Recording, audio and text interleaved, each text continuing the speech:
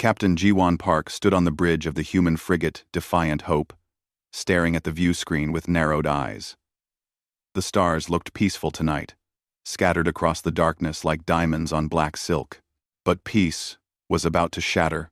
"Captain, we're receiving a transmission," Ensign Yuna Choi called out from her communications station.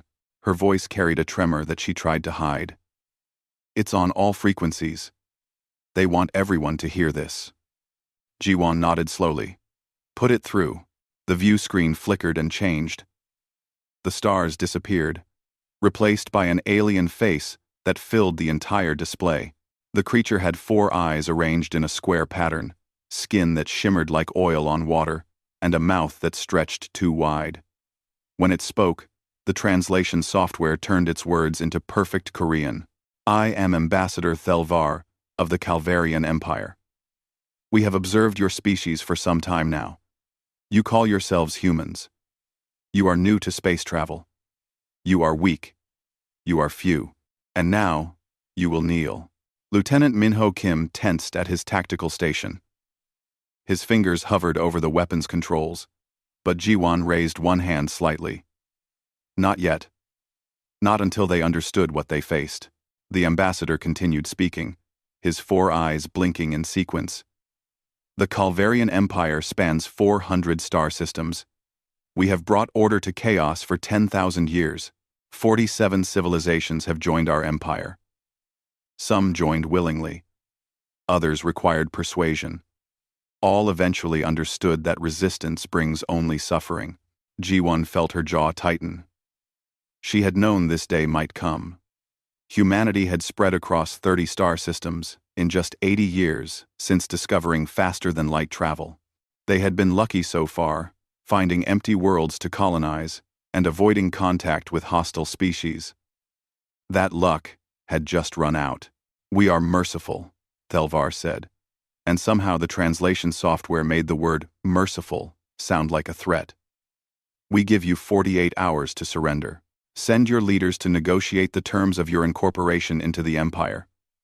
Resistance will be met with complete destruction. We have ended species for less than defiance. Do not test our patience." The transmission cut off abruptly. The stars returned to the view screen, but they looked different now. Less peaceful. More like distant witnesses to humanity's potential doom. "Captain," Yuna's voice was steadier now.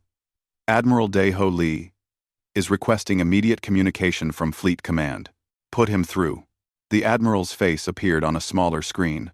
He looked tired, with deep lines around his eyes that hadn't been there the last time Jiwon saw him. "Captain Park, I assume you received the same charming message we did." "Yes, sir." Admiral Lee rubbed his face with both hands. "Earth's government is convening an emergency session. Every colony world is in panic. We need time to think, to plan. Your orders are to hold position near New Busan and observe. The Calvarians are sending their intimidation fleet to make sure we understand how serious they are." "Intimidation fleet, sir?" "They do this with every species they encounter. A show of overwhelming force, designed to break any will to resist. It usually works. Most civilizations take one look at what's coming and surrender immediately." Minho turned in his chair. "Admiral, what exactly is coming?" The Admiral's expression grew grim. "Everything. 200 warships. Each one 3 times the size of our largest carriers. They'll arrange themselves in formations, run maneuvers, broadcast their military history. It's psychological warfare. They want us terrified before the first shot is ever fired." Jiwon felt her stomach sink. 200 ships. The entire human fleet numbered barely 70 vessels, most of them smaller frigates and destroyers like her own. If it came to war, humanity would be crushed. "Hold position, Captain," the Admiral repeated. "Watch them. Record everything. And pray our diplomats can find a way out of this." The communication ended. Jiwon looked around her bridge. Yuna was pale. Minho looked angry. The rest of her crew moved through their duties with mechanical precision, but she could see the fear in their eyes. "Captain," Minho said quietly, "we can't fight 200 ships. Even if every human vessel joined together, we'd be outnumbered almost 3-1. And they're bigger, more advanced." "I know," Jiwon said. "So what do we do?" Jiwon thought about that question. What did they do? Surrender? Let Earth and all 30 human colonies become part of an empire that had crushed 47 other civilizations? Watch everything humanity had built disappear into some vast alien bureaucracy? Or fight? Die gloriously but pointlessly against impossible odds? "We wait," she finally said. "We watch, and we hope there's another option." 3 hours later, the Calvarian fleet arrived. They came out of faster-than-light travel in perfect synchronization, 200 massive warships appearing in the same instant. Each ship was dark gray, covered in angular armor plates that reflected the light of distant stars. They looked old, ancient even, like weapons forged by a civilization that had forgotten more about war than humanity had ever learned. "My God," Yuna whispered. The ships began to move. They arranged themselves in a geometric pattern so precise it looked mathematical. Perfect rows, perfect columns, perfect spacing between each vessel. It should have been beautiful. Instead, it was terrifying. "They're hailing us again," Yuna said. "Same message. Going to all human ships in the area." On screen, Thelvar appeared again, but this time he stood on what looked like a command deck. Behind him, dozens of other Calvarians worked at stations. "This is the might of the Calvarian Empire," he said. "This is what awaits those who choose defiance. Look upon our fleet and despair. Look upon our strength and understand your weakness. You have 47 hours remaining." The transmission ended, but the fleet remained. They held their formation, massive and menacing, a constant reminder of what humanity faced. Jiwon stared at the view screen for a long time. She thought about Earth, about the colonies, about her family back home in Seoul. She thought about everything humans had accomplished in such a short time, reaching for the stars with determination and hope, and she thought about something else too. Something strange. Something she couldn't quite put her finger on yet. The Calvarian ships looked familiar somehow. Not threatening, not awe-inspiring, just familiar. She pushed the thought away. It didn't matter. What mattered was survival. "Maintain observation," she ordered. "Record everything they do. And someone get me a direct line to fleet intelligence. They need to see this." The crew returned to their duties. The Calvarian fleet floated in space like a promise of destruction, and 47 hours began counting down toward humanity's answer. The Calvarian fleet had been holding position for 12 hours when they began their show. Captain Ji-hoon Shin watched from the bridge of his destroyer Indomitable as the 200 warships started moving in patterns that defied belief. They twisted and turned with impossible precision. Ships that massive shouldn't move so gracefully. Yet they danced through space like performers in some cosmic ballet. They formed circles, then pyramids, then spirals that seemed to draw the eye inward. Every movement was calculated. Every position exact. "Sir, they're broadcasting again," his communications officer reported. "Let's hear it." This time it wasn't Ambassador Thelvar. It was Admiral Thelvar. Apparently the same being but wearing different armor covered in medals and symbols. Behind him, holographic images began to appear. Planets burning, cities crumbling, ships exploding in silent fury. "Behold the fate of the Draknir Confederation," the Admiral's voice echoed across every human ship in range. They believed their weapons could match ours. They were wrong. 17 billion beings learned the price of arrogance. The images shifted. Another world, another civilization reduced to rubble. The Quellian dominants thought their shields were impenetrable. They thought their fleets were mighty.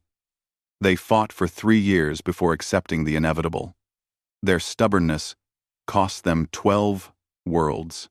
More images, more death, more civilizations that had faced the Calvarian Empire and lost.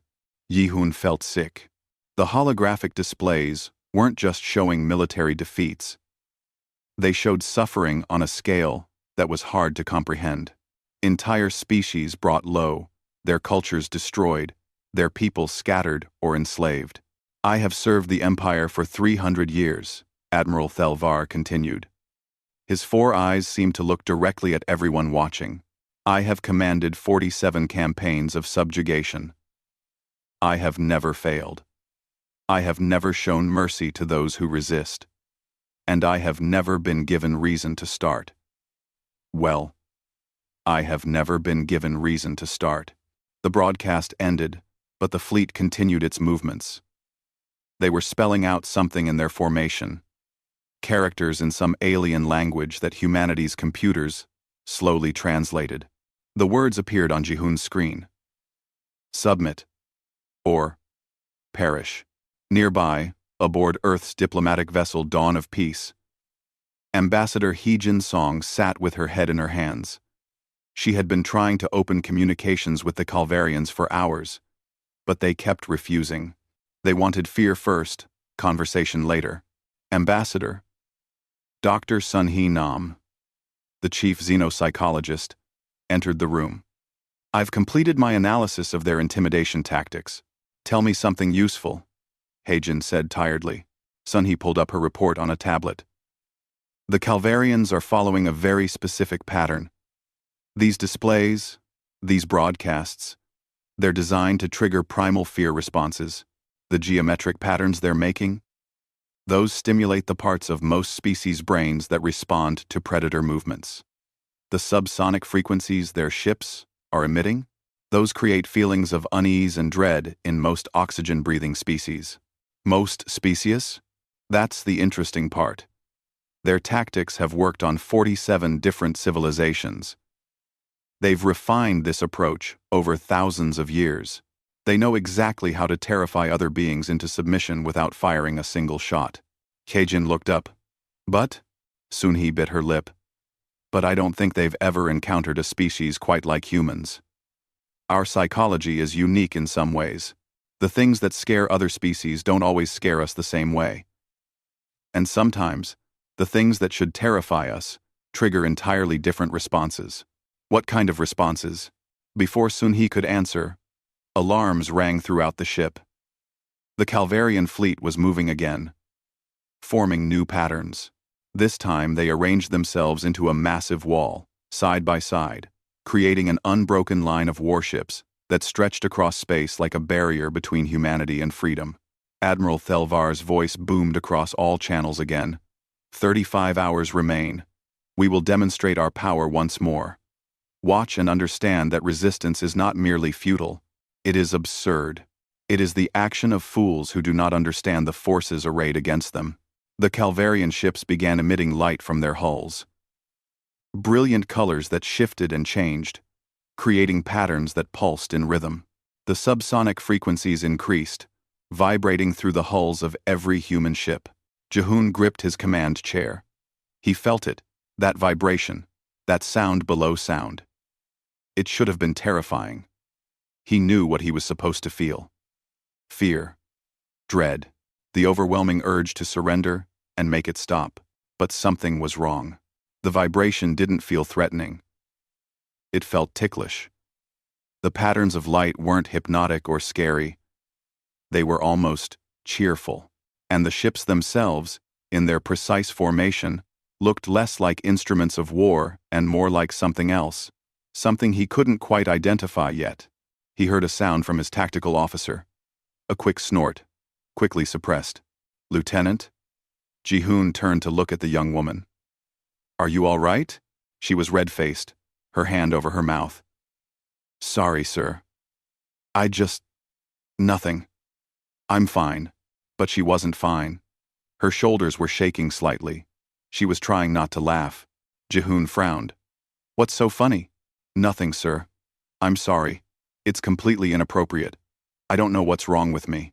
Across the fleet, similar scenes were playing out. On the frigate Defiant Hope, Captain Ji-won Park watched the Calvarian display with growing confusion. That nagging sense of familiarity was getting stronger. She had seen this before. These shapes, these movements, these colors. Her executive officer, Commander Taejin Oh, stood beside her. "Captain," he said slowly, "is it just me? Or do those ships look like—" He trailed off, unwilling to finish the sentence. But Ji-won knew what he was thinking, because she was thinking the same thing. "Sir." Ensign Yuna spoke up from her station. Her voice was strained. "Permission to speak freely?" Granted. Those ships look exactly like the toys my little brother plays with." The words hung in the air for a moment. Then Minho started laughing. He tried to stop himself, putting his hand over his mouth, but it burst out anyway. A laugh that came from deep in his belly, the kind of laugh you couldn't control. "I'm sorry," he gasped. "I'm so sorry. But she's right. They look exactly like Super Galaxy Battle Buddies. My nephew has a whole collection. Those formations they're making? That's the opening sequence from the cartoon show." Ji-won stared at the view screen. At the massive, ancient warships of an empire that had crushed 47 civilizations. At the carefully choreographed display of military might, designed to break the will of entire species. And she saw plastic toys, colorful bath toys that lit up and made sounds. The kind sold in stores across Earth for 5,000 won apiece. She started laughing too. She couldn't help it. The absurdity of it crashed over her like a wave. Here was humanity, facing potential extinction. And all she could see was children's toys doing synchronized swimming routines in space. "Get me Admiral Lee," she managed to say between laughs. "He needs to know about this." Aboard the Dawn of Peace, Hae-jin finally got her communication request accepted. Admiral Thelvar appeared on screen, his expression stern and commanding. "You may speak, human ambassador. Have you come to discuss terms of surrender?" Hae-jin tried to keep her face serious, professional, diplomatic, but she had just watched the latest Calvarian display. She had seen the ships form what was apparently meant to be a terrifying symbol of power but looked exactly like a rubber duck. "Admiral Thelvar," she said carefully, "I think we may have a cultural misunderstanding. We need to discuss." 24 hours into the Calvarian intimidation campaign, the situation reached a breaking point. Not in the way Admiral Thelvar expected. Captain Ji-won Park had been trying to maintain discipline on her bridge for the past hour. It wasn't going well. Every time the Calvarian fleet performed another elaborate maneuver, someone would make a sound, a snort, a giggle, a quickly suppressed laugh. The tension was becoming unbearable, but not the kind of tension the Calvarians intended. "They're broadcasting again," Yuna announced. She was clearly struggling to keep her voice level. Admiral Thelvar appeared on screen, his ceremonial armor gleaming. This time, he wore an elaborate headdress covered in what were probably meant to be intimidating symbols. Instead, the whole ensemble made him look exactly like Captain Clucky, the mascot of a popular Korean fried chicken franchise that had gone galactic 20 years ago. Commander Taejin had pulled up an image comparison on his personal tablet. The resemblance was uncanny. Same color scheme. Same proportions. Same ridiculous head decoration. "People of Earth," Thelvar intoned, his 4 eyes blazing with what he probably thought was menacing intensity. "We grow weary of your silence. 23 hours remain until our patience expires.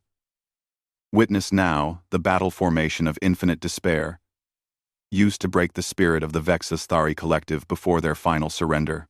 The Calvarian ships began to move. They formed 3 concentric circles, rotating in opposite directions, with ships in the center rising and falling in a wave pattern. Lights pulsed along their hulls in sequence. The subsonic frequencies increased again, thrumming through space. It was meant to be hypnotic, terrifying, overwhelming. Instead, it looked exactly like the elaborate fountain display at the New Seoul Aquatic Park, the one with the lights and the synchronized water jets, the one where children threw coins and made wishes. Ensign Soyeon Lee, the youngest member of Ji-won's bridge crew, made a sound. A small sound, A tiny squeak that she tried desperately to hold back. She failed. The laugh that burst from her was not a polite chuckle. It was not a suppressed giggle. It was a full, unrestrained belly laugh that echoed through the bridge, and her communication channel was still open, broadcasting to the entire fleet. "I'm sorry," Soyeon gasped, her face bright red. "I'm so sorry, Captain.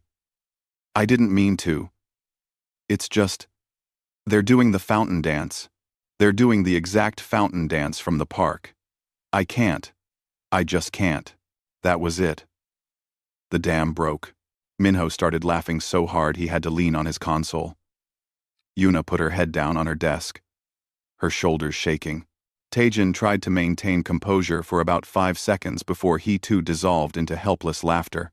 And Jiwon, despite every instinct telling her this was inappropriate, found herself laughing too. Not because the situation wasn't serious. Not because humanity wasn't in real danger, but because the absurdity was simply too much to contain. Across the human fleet, the same thing was happening. On the destroyer Indomitable, Captain Ji-hoon had given up trying to stop his crew. Half of them were laughing openly. The other half were trying not to laugh, which somehow made it funnier. On the carrier Resolute Dawn, Captain Min-suk Choi had to call a 5-minute break just so his crew could compose themselves. They couldn't perform their duties while crying with laughter.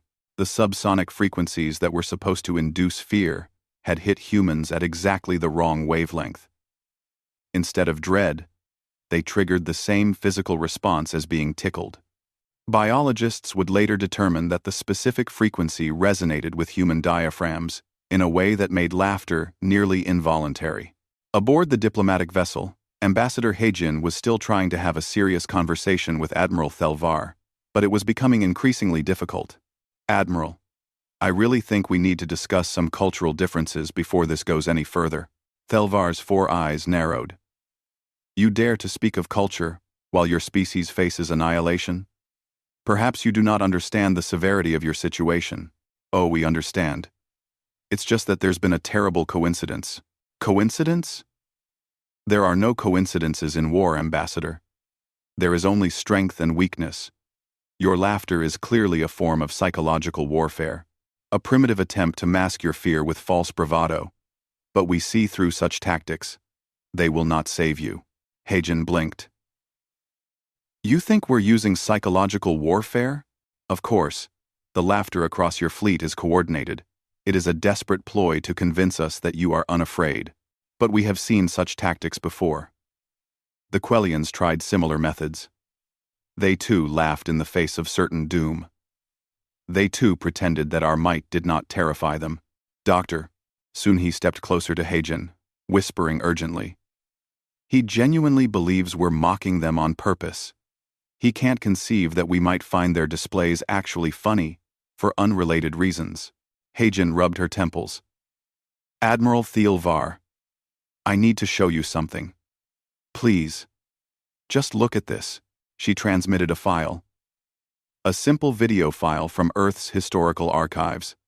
It showed the Super Galaxy Battle Buddies commercial from 2094.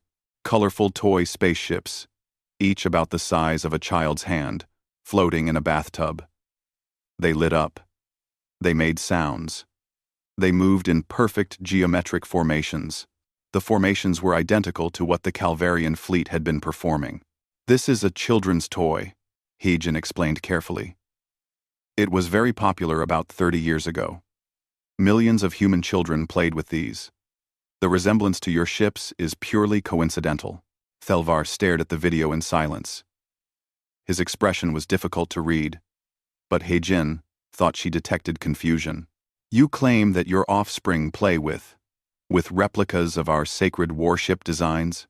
Not replicas. Just coincidental similarity. The toy was designed by a man named Park Jaemin, who liked geometric shapes. He had no knowledge of your empire. How could he? We had never encountered you before." Thelvar's mandibles clicked together in what might have been agitation. "This is an insult. You mock our ancient traditions. Our ship designs are based on principles 10,000 years old. They incorporate sacred geometry known only to our greatest architects. I'm sure they do. And I'm sure it's very meaningful. But from a human perspective, they look like bath toys. That's not an insult. It's just an unfortunate accident. Back on the Defiant Hope, Ji-won had finally gotten her crew under control. More or less. They were still red-faced and occasionally giggling, but at least they could perform their duties. "Captain," Taejin said, pulling up more comparison images on the main screen. "It gets worse. Look at this." He showed her a split screen. On one side, Admiral Thelvar, in his full ceremonial regalia. On the other side, Captain Clucky, waving a drumstick in one wing and giving a thumbs up with the other. The resemblance was absolutely uncanny. "Oh no," Ji-won said. "Oh yes. That chicken restaurant went galactic in 2103. They have locations in 18 colony systems now. Every human who sees that admiral is going to think of fried chicken. Does anyone on the Calvarian command ship know this yet? Doubtful. But our crews are sharing these comparisons on the fleet network. It's spreading. There's already memes, Captain. So many memes." Ji-won looked at the comparisons. At the toys. At the mascot. At the fountain displays. At every accidental similarity between Calvarian military might and innocent human cultural touchstones. She felt another laugh bubbling up and forced it down. "This is a nightmare," she said. "A hilarious nightmare," Minho added, then caught her look. On the view screen, the Calvarian fleet was forming up for another display. This time, they arranged themselves into what was clearly meant to be a fearsome predator from their homeworld. Sharp angles, aggressive posture, threatening stance. It looked exactly like a paper crane. The kind children folded in origami classes. "Sir," Yuna said weakly. "They're hailing us again." Admiral Thelvar looks very angry.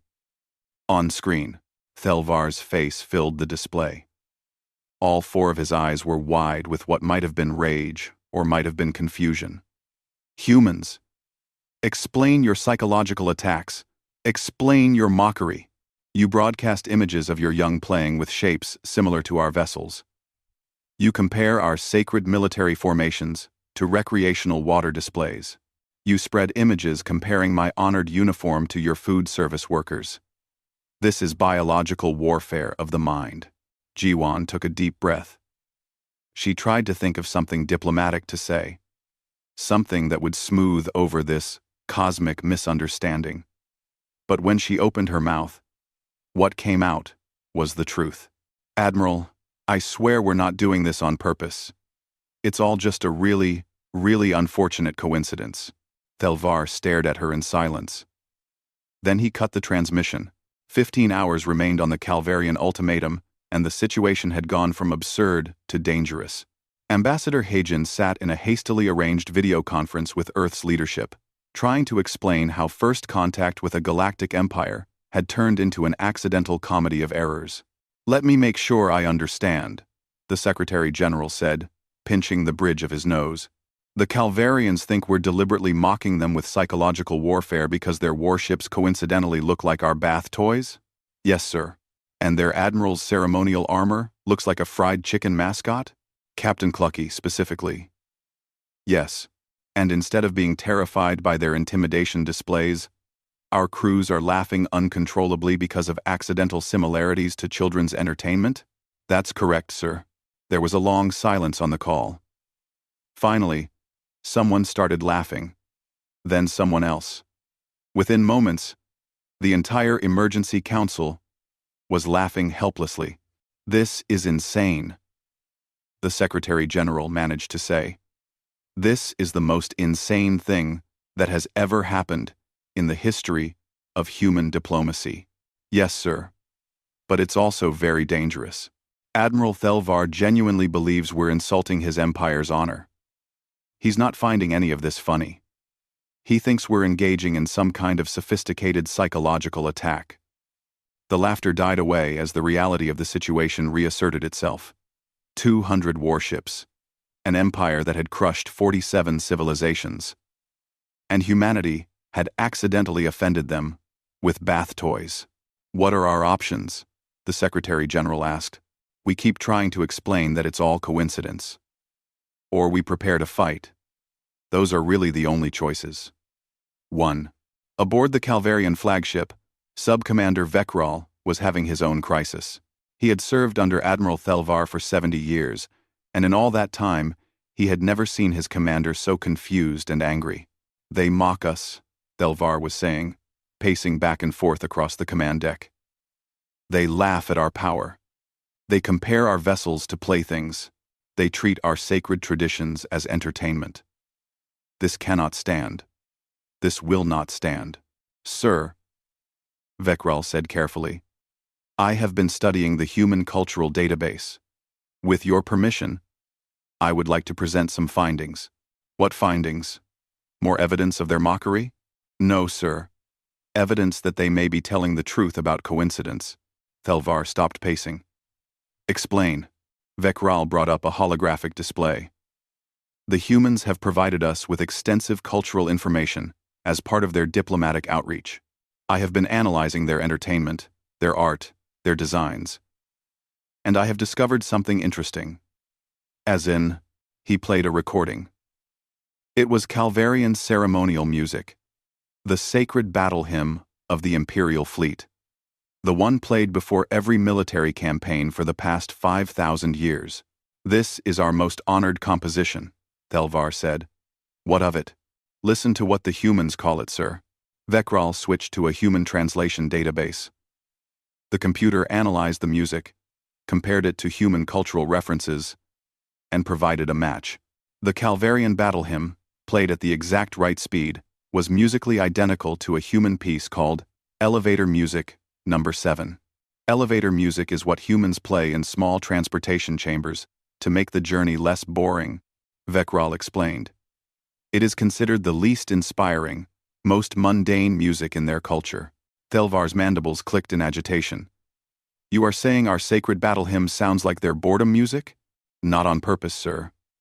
But yes. Similarly, I found that our traditional war poetry follows the exact same rhythmic pattern as human nursery rhymes, songs they teach to infants. And our formal diplomatic language, when translated, uses sentence structures identical to what humans use when speaking to pets." Thelvar sat down heavily in his command chair. "This cannot be." "But it is, sir. Just as our ships coincidentally resemble their bath toys, and your ceremonial armor coincidentally resembles their chicken restaurant mascot, these cultural elements coincidentally align in unfortunate ways. The probability is astronomical. But here we are. You are saying the humans are not mocking us? That this is all accident?" "I believe so, sir. In fact, I think we may have done the same to them without realizing it." Vekral brought up another display. It showed human diplomatic statements, human cultural greetings, human attempts at respectful communication. When translated through Calvarian cultural filters, they all came across as subtle insults. "Their ambassador Heijin has been trying to establish formal relations with us for 20 hours. Every greeting she sends us is perfectly polite in human culture. But when our translation systems process it through our cultural context, it sounds like she is calling you a coward and suggesting your mother had questionable morals." Thelvar leaned forward. "Show me." Vekral played the recordings. He showed the original human speech, the literal translation, and then what the cultural filters had turned it into. The differences were staggering. "This is why she seemed confused when you grew angry at her respectful overtures," Vekral explained. "She thought she was being diplomatic. Our systems made it sound like mockery." On Earth, specialist Unji Kang was making similar discoveries. As humanity's top xenolinguist, she had been tasked with figuring out why the Calvarians kept misinterpreting human intentions. "It's the cultural translation matrices," she explained to Ambassador Heijin via video call. "Both sides are using them, but they're creating false meanings. When we say something polite, their system interprets it as insulting based on their cultural context. And when they try to be intimidating, our context makes it look ridiculous. Can we fix it? Maybe. but it would take months of work. Right now, we're essentially speaking completely different languages even though we think we're understanding each other. Heijin felt a headache building behind her eyes. So, every time I've tried to be respectful, I've accidentally been insulting them? Probably. And every time they've tried to be threatening, they've accidentally been making us laugh. This is a disaster. It's also an opportunity, Unji said thoughtfully. Both sides are guilty of the same mistake. Neither culture intended to offend. If we can make them understand that, maybe we can start over. Aboard the carrier Resolute Dawn, Captain Minsok Choi was meeting with his senior staff to discuss military options. Because while the diplomats worked on understanding and communication, his job was to prepare for the worst. If they attack, what are our chances? He asked his tactical officer. The officer looked uncomfortable. Honestly, sir, almost none. We're outnumbered, outgunned, and their ships are more advanced. We might destroy a few of their vessels before we're wiped out. But that's the best-case scenario. What about unconventional tactics? Like what, sir? Making them laugh to death? That seems to be our only effective weapon so far. Minsok almost smiled at that. No, I mean using our technological differences as advantages. They've never fought humans before. They don't know our capabilities. Maybe we have something they don't expect. The tactical officer thought about it. Possibly. But even if we have a few surprises, it won't change the fundamental math. 200 against 70 is still 200 against 70. Back on the Calvarian flagship, Admiral Thelvar was having the worst day of his 300-year military career. He had commanded 47 successful campaigns. He had subjugated entire civilizations with his intimidation tactics. He had never failed to break an enemy's will before the first shot was fired. And now he was facing the possibility that he had spent the last day accidentally making himself look ridiculous to a species that wasn't even trying to mock him. Sub-Commander, he said quietly, if what you say is true, if this is all cosmic coincidence and cultural miscommunication, then what do we do? Vekral chose his words carefully. We could admit the misunderstanding, sir. Begin proper diplomatic relations with accurate translation protocols. Treat the humans as we would any other civilization worthy of respect. That would require admitting we were wrong, that our intimidation campaign failed not because they are strong, but because of bath toys and chicken mascots. Yes, sir. Thelvar was quiet for a long moment. Then he said something Vekral had never heard him say before. I do not know what to do. I do not know what to do. On the human side, Ambassador Heijin was having a similar conversation with Dr. Sunhee. What if we can't make them understand? Heijin asked. What if they're too proud to admit this was all a mistake? Then we fight, Sunhee said simply. And we probably lose. But at least we tried to find another way. Heijin looked at the countdown timer. 14 hours left. 14 hours to bridge a gap created by coincidence and misunderstanding. 14 hours to avoid a war that nobody really wanted, but pride might demand anyway. She opened a channel to the Calvarian flagship one more time. She had to try. 8 hours remained on the ultimatum when Sub-Commander Vekral made a discovery that changed everything. He had been digging deeper into human cultural databases, looking for more unfortunate coincidences, when he found something that made him stop and stare. He called Admiral Thelvar to his station immediately. Sir, you need to see this. Thelvar approached, his 4 eyes tired from hours of pacing and deliberation. What is it? Vekral pulled up a comparison. On one side, a recording of the Calvarian Empire's most formal diplomatic greeting, the one used when meeting with other civilizations for the first time. On the other side, a human children's song called The Wheels on the Bus. When played at the same speed, they were identical. We have been unknowingly greeting the humans with a song about a transportation vehicle for children, Vekral said quietly. Every formal overture we made, every attempt to establish our dignity and power, we were singing to them about buses. Thelvar sat down heavily. Then, For the first time in 70 years, Vekral heard his commander laugh. It was not a pleasant sound. It was the laugh of someone who had just realized they had been making a fool of themselves without knowing it. "We are even, then," Thelvar said. "They accidentally made us look like bath toys. We accidentally sang them children's songs. This is the most absurd first contact in the history of the Empire. Yes, sir. Show me everything. Every coincidence. Every accidental insult from both sides. I want to understand the full scope of this disaster before I decide what to do." Number 4. For the next 2 hours, Vekral compiled everything. The list was extensive and horrifying. Human hand gestures that were polite on Earth, but deeply offensive in Calvarian culture. Calvarian status symbols that looked like human toilet fixtures. The unfortunate fact that the Calvarian word for honor sounded exactly like the human word for banana when pronounced correctly. It was a perfect storm of miscommunication.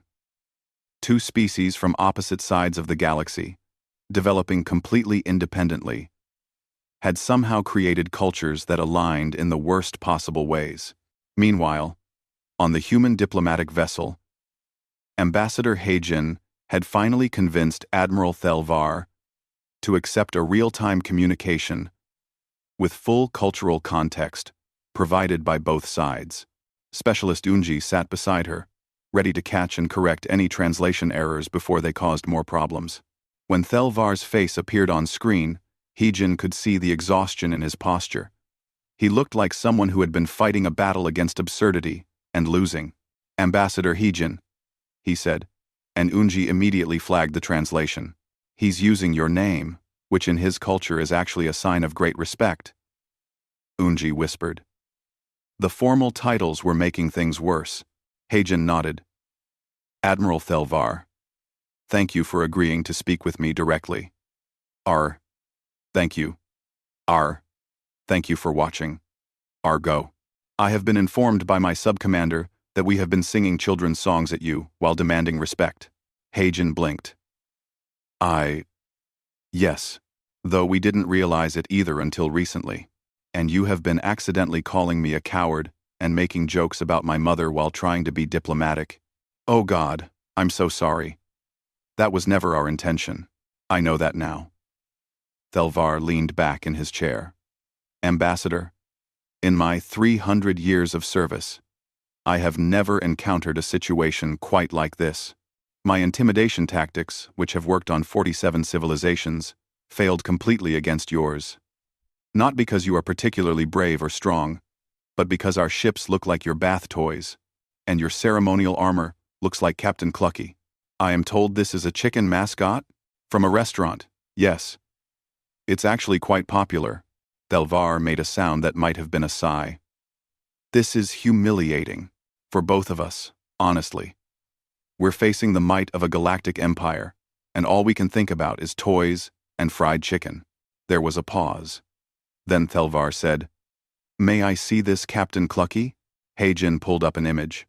The mascot stood there in all its cheerful, chicken-headed glory, holding a drumstick and giving a thumbs up. Next to it, she placed an image of Thelvar in his formal armor. The resemblance was undeniable. Thelvar stared at it for a long moment. Then he started laughing. Really laughing. His whole body shook with it. His 4 eyes closing in what might have been mirth, or might have been despair. "I am a chicken," he said between laughs. "I have been commanding fleets for 3 centuries while dressed as a chicken. And nobody in my empire ever told me because we had never met a species that had chickens. To be fair, you're a very intimidating chicken," Hejin offered. That made him laugh harder. "Ambassador, I think we need to start this entire first contact over from the beginning. Without the translation errors. Without the intimidation displays. Without any more accidental insults from either side." "I would very much like that." On the bridge of the Defiant Hope, Captain Jiwan watched the diplomatic channels with cautious hope. The laughter had stopped hours ago, replaced by nervous tension as everyone waited to see if war could still be avoided. "Captain," Ensign Yuna said suddenly, "the Calvarian fleet is moving."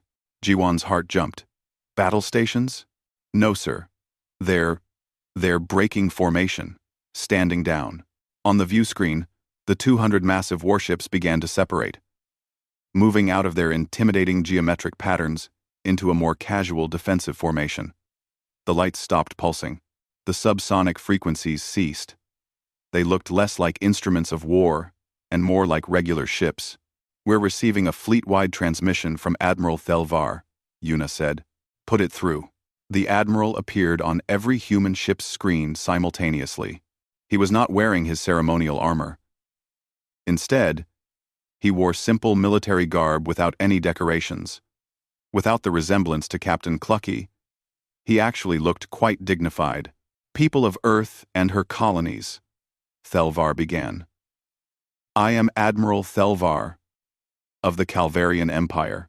For the past 30 hours, we have been engaged in what I believed was an intimidation campaign. What I now understand was actually an extended exercise in mutual cultural confusion. Your species has unintentionally made my military look ridiculous through cosmic coincidence.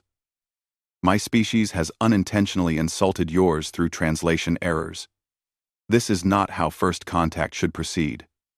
He paused, and Jiwan could swear she saw something like embarrassment in his alien features. The Calvarian Empire withdraws its ultimatum.